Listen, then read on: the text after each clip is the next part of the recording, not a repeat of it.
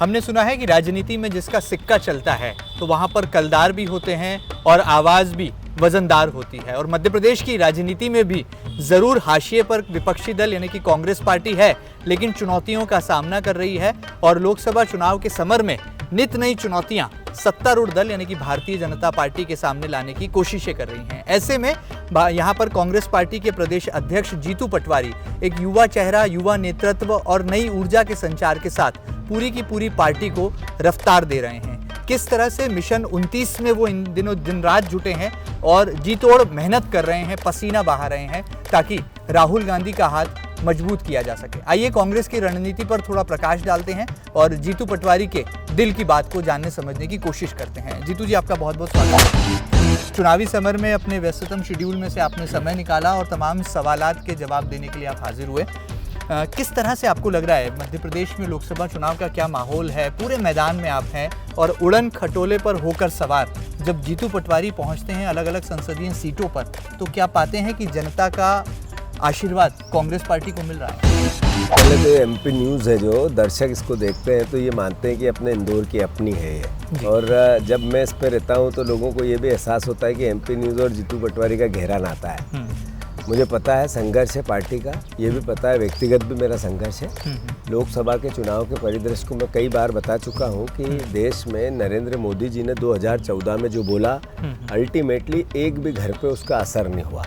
देश ने ये देखा कि एक नए तरह के प्रधानमंत्री आए हैं, नई उन्नति और नई ऊर्जा की बात करते हैं, विश्व में देश को नंबर 1 बनाने की बात करते हैं, $5 ट्रिलियन अर्थव्यवस्था बनाने की बात करते हैं, रोजगार 2 करोड़ देने की बात करते हैं, डबल इनकम किसानों की। देश ने 60 साल तक जो उन्नति की उतनी तो मैं 5 साल में कर दूंगा। अब वो बोल रहे हैं कि 2 साल में तो मैंने केवल आपको ड्राई फ्रूट खिलाया, अभी खाना बाकी है। मतलब 10 साल चले गए, प्रधानमंत्री ने इस देश को क्या दिया वो खुद अपने मुंह से बताते हैं कि अभी तो कुछ हुआ ही नहीं है, ये शुरू के स्टार्टअप दिए मैंने, खाना बचा हुआ है।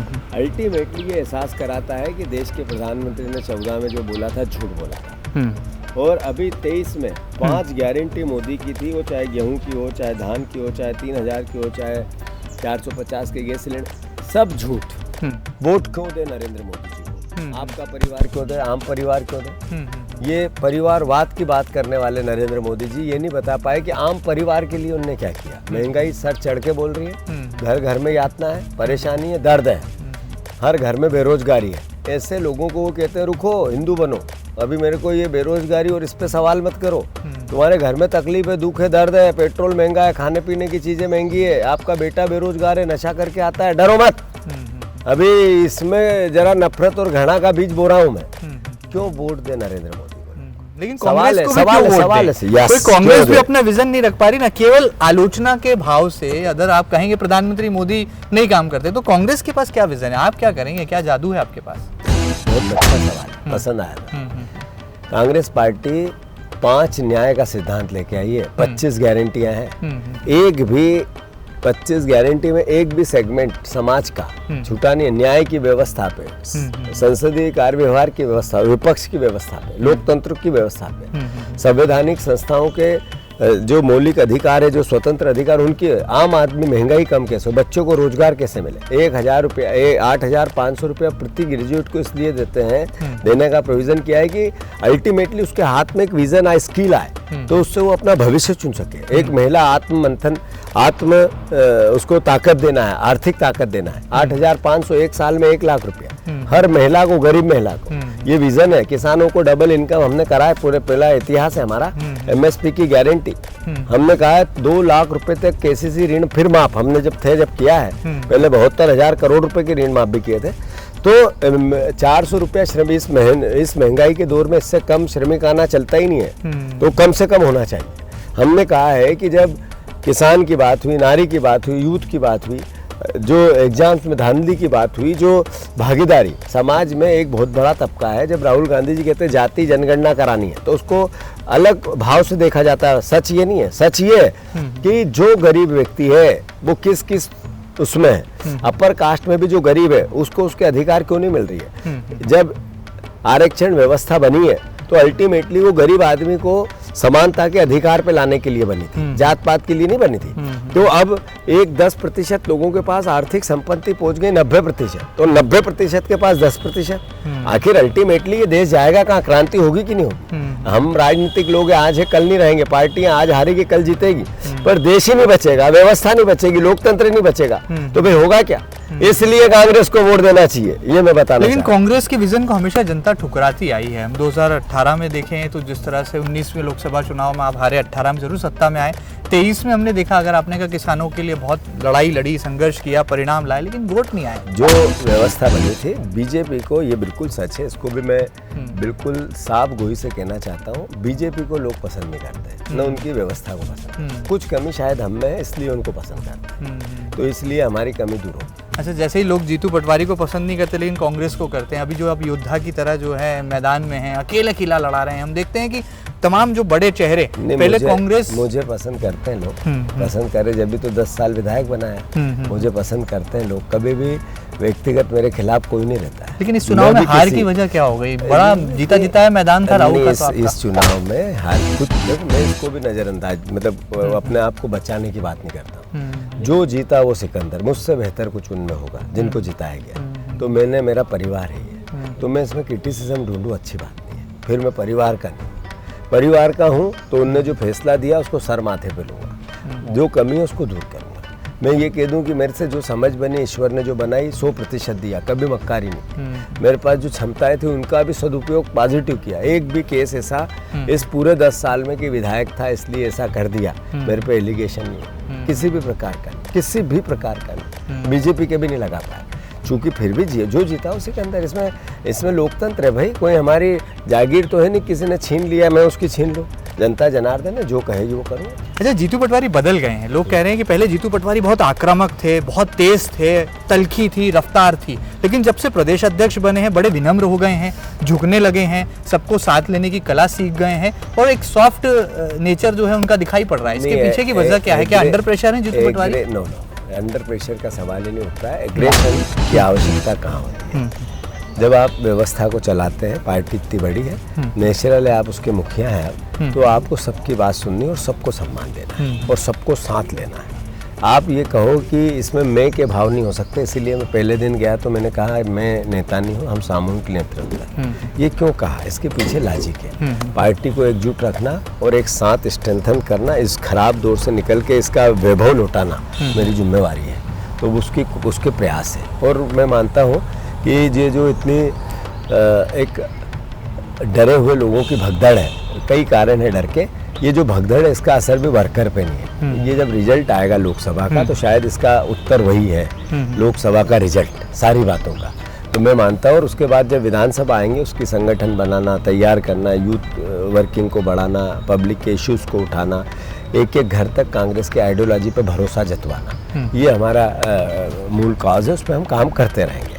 रही बात इसकी कि पार्टी का संघर्ष का दौर है, बीजेपी का भी था, 2 सीट थी, लोग डर डर के प्रचार करते थे, आज उनके सत्ता है यहाँ भी और वहाँ भी, तो ये ईगो नहीं हो सकता और कहीं ये भी नहीं हो सकता बदलाव नहीं होगा। समय ताकत का नियम है, एक जगह नहीं टिकती है, वह इधर उधर घूमती है, वो एक जगह टिकेगी तो जिसके पास है वो मर जाएगा। तो अगर फुल टाइम रही तो बीजेपी नहीं बचेगी, भ्रष्ट हो जाएगी, उससे इधर उधर आना चाहिए, आएगी। तो मतलब अभी कहा जा सकता है कि 2023 के बाद 2028 की तैयारियों में भी लग गए हैं, जुट गए हैं मैदान में कांग्रेस को लाने के लिए। अभी मैं एक तैयारी में जुटा हूँ, ये लोकसभा का चुनाव, और उसके बाद मेरी पार्टी का, आज जो मेरी पार्टी उससे 4 गुना इसका विस्तार करना। अच्छा, हमने देखा राहुल गांधी की न्याय यात्रा जब मध्य प्रदेश से गुजरी तो जो प्रभाव भारत जोड़ो यात्रा में एक बड़ा लवाजमा, एक बड़ा कार्यकर्ता, एक शक्ति बल दिखाई दिया था, उसका थोड़ा अभाव था। लोकसभा चुनाव से ठीक पहले राहुल गांधी का यात्रा पर निकलना कितना आपको लगता है कांग्रेस के लिए जरूरी था? ये इसका न्याय क्या उद्देश्य था? यात्रा का उद्देश्य था कि 5 न्याय की गारंटी जो थी हमारी, उसको घर घर तक, आप तक, हमारे तक ले जाना। तो मैनिफेस्टो से चला जाता, वो भी काम था, पर क्या बुरा लगता है? एक राजनीतिक आदमी रोड पर रह के बातें करता है तो अच्छा नहीं लगता आपको? पब्लिक को अच्छा नहीं लगता, लोगों से बात लोग कहते हैं, राजनीतिक पंडित कहते हैं रणनीति बनाने का समय था, चुनाव में चेहरा बनाना है उसका समय था, आप तो सड़क पर निकल पड़े। रणनीति बनाने के लिए अल्टीमेटली पब्लिक से ही कनेक्ट होना पड़ता है, कोशिश थी। रही बात इसकी कि एक नेता ऐसा जो 4000 किलोमीटर पैदल चला और उसने प्रेम की बात की, प्यार की बात की, देश की एकता की बात की, अखंडता की, विश्व में नंबर 1 हो मेरा देश, बेरोजगारी की बात की, महंगाई की बात की, किसानों की बात की, कोई गलत किया? गलत किया? नहीं, भाजपा कहती नरेंद्र है मोदी हमारा देश के प्रधानमंत्री, हमारे दुश्मन नहीं है। नरेंद्र मोदी जी हमारे परिवार में एक व्यवस्था जो बना के दी कि भारतवर्ष में उसके मुखिया हैं, हमारे भी मुखिया हैं, पर उनमें कमियां हैं, उनने जो बोला वो किया नहीं, तो वो बताने का दायित्व किसके पास है? दूसरी पटरी के विपक्ष है। तो राहुल जी अगर रोड पे रह के करते तो अच्छा नहीं लगता नहीं, आपको? उनके रोड पे आने से इंडिया अलायंस टूट गया, वो बड़ा दर्द हुआ, नहीं, क्योंकि ये बड़ा गठबंधन वो देश के कारण- सामने वो खड़ा हो रहा था, कारण- विकल्प वो- आ रहा था, वो लेकिन टूट कारण- गया। वो कारण 10 हो सकते हैं, और टूटना और विकल्प की बात है तो इलेक्शन के बाद तय होगा कि क्या अच्छा था और क्या बुरा था और क्या होना था और क्या हो गया। हम ये तय नहीं करते हैं लोकतंत्र में, जनता जनार्दन करती है। पर फिर भी आपने जो आपकी भावना व्यक्त की, इसका मतलब है कि आप बीजेपी से थक गए हैं और आप कह रहे हो कि जल्दी नहीं, से अच्छे हमारा तो मजबूत काम है हो। सवाल करना और जो जनता के नब्ज वाली बातें हैं वो जनता तक पहुंचाना। जी। मूल मुद्दे जनता से सरोकार रखने वाले होने चाहिए, राजनीतिक दल कोई भी क्यों ना हो। आगे बढ़ते हैं। मध्य प्रदेश की 29 लोकसभा सीटों का क्या हाल है? चुनाव का रिपोर्ट कार्ड जीतू पटवारी जी का बहुत कुछ तय करेगा, क्योंकि राहुल गांधी जी ने अग्नि परीक्षा में तो जरूर आपको भेज दिया है, लेकिन अंक जो है चुनाव नतीजों के साथ ही आना है। लोकसभा के चुनाव में आधे से ज्यादा सीट कांग्रेस को आनी चाहिए। 50% सीट पे हिस्सा है हमारा, विधानसभा के रिजल्ट के आधार पे भी, और भारतीय जनता पार्टी ने जो डिलीवरी की पिछले 10 साल में या अभी इस चुनाव के बाद भी, उसके आधार पे भी जरूर निराशा थी पब्लिक में इस बात को लेके कि सरकार कांग्रेस की नहीं बनी, वर्कर में भी थी। पर मैं मानता हूँ कि जब इलेक्शन जहाँ जहाँ चल रहे हैं वहाँ तेजी है, तो ये निराशा के भाव हट भी रहे हैं, और अल्टीमेटली रिजल्ट संभव तो ऐसा आएगा कि आपको, हमें और जनता को अच्छा लगेगा। अच्छा, आलोचक आपके ये कहते हैं कि कांग्रेस का जो चुनावी माहौल है वो केवल 4-5 सीटों पर ही मध्य प्रदेश में नजर आता है। उनमें आप झाबुआ को ले लीजिए, जहां से कांतिलाल भूरिया हैं, राजगढ़ ले लीजिए जहां पर जो है दिग्विजय सिंह जी हैं, और छिंदवाड़ा में जहां नकुलनाथ हैं। मैंने आपको बताया कि जो संभवतः रिजल्ट जैसे आए वैसे आने की अपेक्षा नहीं थी, उससे ये सब भावना है थोड़ी थोड़ी, पर जिसका उत्तर मैं दे चुका हूँ कि जैसे चुनाव चलते जाएंगे, जिन में पहले भैंस का चुनाव जहाँ जहाँ है वहाँ तेजी है। छिंदवाड़ा में तेजी आपने बताई, आपने भीम मुरैना में तेजी बताई, राजगढ़ भी बोला, राजगढ़ में भी बताया, झाबुआ में, तो मतलब है वो होगा, अच्छा होगा। आपको उम्मीद है, मतलब जनता आपका साथ देगी? 100%। अच्छा, हम देख रहे हैं कि मध्य प्रदेश की राजनीति में एक नई जोड़ी का उदयमान भी हुआ है। उसमें जो है प्रदेश कांग्रेस के अध्यक्ष जीतू पटवारी हैं और विधानसभा में लीडर ऑफ अपोजिशन उमंग सिंगार हैं। तो आप दोनों की दोस्ती क्या जय वीरू जैसी है, या फिर आप दोनों जो है संगठन को मजबूत करने के लिए कांग्रेस पार्टी के लिए झंडा उठा रहे हैं, या फिर जय वीरू की भांति भूमिका भी निभा रहे हैं? ये मध्य प्रदेश बहुत बड़ा है, इसमें मोटे तौर पे ये तो 8 संभाग है, पर वो बदलने में थोड़ा बढ़ भी गए हैं, 55 जिले हो गए। ऐसे में एक नेतृत्व पूरे प्रदेश में एक साथ सब जगह सर्वाइवल भी नहीं करता, संगठन भी खड़ा नहीं कर सकता है। तो मैंने ऐसा सोचा और माना है कि हम सबकी आवश्यकता है, एक भी ऐसा व्यक्ति जो यूजेबल है, लीडरशिप है, वो उसका उपयोग है। एक व्यक्ति से नहीं हो सकता, सबसे हो सकता है। ऐसे 10-20 चेहरे हैं, तो 10-20 चेहरे एक साथ होके इस पार्टी का स्ट्रेंथन करेंगे, जिसमें मैं एक हूँ, एक उमंग सिंगार है, बाकी भी बहुत सारे हैं, सब मिलके करेंगे। अच्छा, ये बार बार पत्ते टूट रहे हैं, कांग्रेस पार्टी में पतझड़ आ रहा है, इसके पीछे दोषी आप किसको मानते हैं? मतलब दिल की बात बताइएगा, क्योंकि राजनीतिक बातें तो जुबान पर मीडिया के कैमरों के सामने आ ही जाती हैं, लेकिन दिल से कभी आपको भी दुख हुआ कि जिनके लिए आपने जीवन में संघर्ष किया, कई बार विधानसभा में मौका दिया? मैं इंसान हूँ जी, मेरे परिवार के वो लोग जो मेरे साथ काम कर रहे थे, अगर वो छोड़ के चले गए, कारण कुछ भी हो, तो दुख तो होगा, क्यों नहीं होना चाहिए? उससे ज्यादा दुख जब होता है मुझे, जब उनका अपमान होता है, जब उनको विभीषण कहा जाता है, उनको पत्ते कहा जाता है, उनको बोर कहा जाता है, उनको कचरा कहा जाता है, पीछे की लाइन में बिठा दिया, जिनको हम सर माथे पे बिठाते थे उनको नीचे जगह मिलती है। जब वो अपमान, जो उससे ज़्यादा दुख जब होता है, मेरे ही थे, हमारे ही थे, हमने साथ काम किया, संघर्ष की वो भी बातें करते। जाने के कारण कई हो सकते हैं, मैं उसको क्रिटिसाइज नहीं करना चाहता, पर दुख जब वो जाते हैं तब भी होता है, रोकने का प्रयास भी होता है, जब चले जाते हैं और उनका अपमान होता है तब भी दुख होता है। अच्छा, ये दावा कितना सच्चा है भारतीय जनता पार्टी का कि 1,68,000 कांग्रेसियों को हमने जो है भाजपा के कमल के फूल के अंतर्गत ले लिया, सदस्यता दिला दी? इस दावे को सच्चा मानते हैं क्या आप? मैंने पहले भी कहा था, फिर से कह रहा हूँ कि टोटल झूठ, पाखंड परसेप्शन बनाने की पॉलिटिक्स, हमने डिलीवर नहीं किया, काम नहीं किया, लोग तकलीफ में है, तो दूसरों को कमज़ोर बताओ कि हम ये कुछ भी कर लो हम ही जीतेंगे। ये रणनीति इस पूरी परिणति को बताती है। वो सिर्फ 5,000 लोगों के ही नाम बात, अब मैंने अभी तक वो 2 लाख, जिस दिन बीजेपी 5,000 लोगों के नाम समेत लिस्ट जारी कर देगी उस दिन मैं उनकी बात मान लूंगा। लेकिन डॉक्टर नरोत्तम मिश्रा तो कह रहे हैं कि हम Guinness book of world record में दर्ज कराने जा रहे हैं और उसका दावा भी भाजपा बहुत जल्दी कर देगी। तो अब Guinness book of world record में दावा तो तभी होगा जब कागजों पर होगा। नरोत्तम मिश्रा जी का नाम मैंने पहली बार ही लिया है। वो तो सिर्फ 20 आदमी उनकी विधानसभा के नाम बता दें तो उनको मैं गिनीज बुक में डाल दूंगा। वो जहाँ से चुनाव लड़ते थे उसके 20 आदमी वो कौन से इस दौर में कांग्रेस में लेके बीजेपी में लेके वो नाम, मतलब आप चैलेंज दे रहे हैं डॉक्टर? चैलेंज का मेरा काम नहीं है यार, मैं इस इशू पे पढ़ना भी नहीं चाहता। जो चले गए भगवान उनका भला करे, बीजेपी उनको संभाल के रखे और जिस भावना से गए वो पूरी करे। ईश्वर, भारतीय जनता पार्टी भी देश की पार्टी है, कोई हमारी पाकिस्तान से आई हुई पार्टी तो है नहीं, तो हमें उससे कुछ नहीं पढ़ना। हमें तो सिर्फ एक लाइन है कि हमें विपक्ष की भूमिका मिली है, उसको ताकत से निभाना, लोकतंत्र को जिंदा रखना, जो पब्लिक के इश्यूज है उस पर काम करना, ये सरकार ने जो बोला था नहीं करे तो उसको क्रिटिसाइज करना, जनता को उसका असली चेहरा बताना। अच्छा, बहुत सारे नेता जब गए, सुरेश पचौरी जी गए, अमरवाड़ा के विधायक गए, राहुल गांधी जी अभी शहडोल में हाल ही में आपको मिले हैं जहां पर वो महुआ बीनने वाली महिलाओं के साथ खड़े भी हुए, आप भी साथ में थे, भोजन भी आप लोगों ने साथ किया। राहुल जी ने पूछा कि जीतू ये क्यों जा रहे हैं और क्या इनको मनाने की कोशिश नहीं की? राहुल जी को पता है कि डरे हुए लोग जिनके पीछे प्रशासन की तलवार है, कुछ क्राइम किया होगा ऐसा, वो लोग अपने भविष्य को सत्ता के साथ जोड़ने वाले लोगों का यही भावना होती है, जा सकते हैं। जहाँ तक रोकने का प्रश्न, मेरी ड्यूटी बनती है उनको रोकने की। मैंने कोशिश भी की थी, एक से बात की थी, सबसे की बात, सबसे, कोई भी ईगो नहीं, कोई अहंकार नहीं, स्वीकार करने में भी डर भी नहीं। मेरा जॉब है, ये काम है। मेरी पार्टी के लोगों को अगर इस तरह का अंदर डर बैठ गया है तो उनको बताना पड़ेगा। फिर भी वो डर गए हैं तो फिर वो इधर काम नहीं कर सकते, उधर ही रह सकते। अगर उसके बाद भी उनके मन में डर है कि नहीं, तो फिर वो यहाँ विपक्ष में नहीं रह सकते। अच्छा, जो गए हैं उनके लिए दरवाजे खुले रहेंगे? बिल्कुल भी बंद रहेंगे। अच्छा, ये बताइए कि धार लोकसभा सीट की टिकट बदलने की कवायदें चल रही हैं, चर्चाएं हैं, क्या राधेश्याम मोबाइल का नाम बदला जा रहा है? बिल्कुल भी नहीं बदला जा रहा है, वही प्रत्याशी है। अखबारों में, मीडिया में कहाँ से खबर आई मुझे नहीं पता।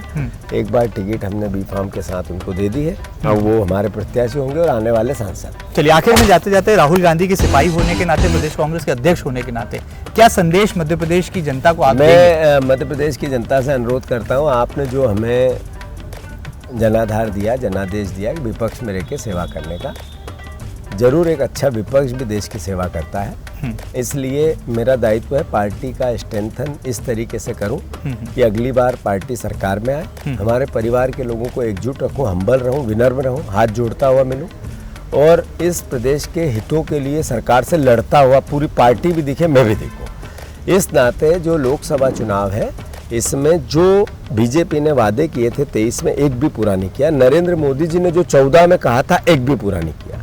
आप जब वोट करो तो अंतरात्मा से आकलन करो कि मोदी जी को क्यों वोट दें। अगर उनके कामों से आपके घर परिवार में असर आया हो पॉजिटिव तो ठीक है, नहीं आया हो तो फिर कौन इसके लिए दोषी? आपका बेटा बेरोजगार है तो फिर कौन दोषी? आपके घर में महंगाई है तो कौन दोषी?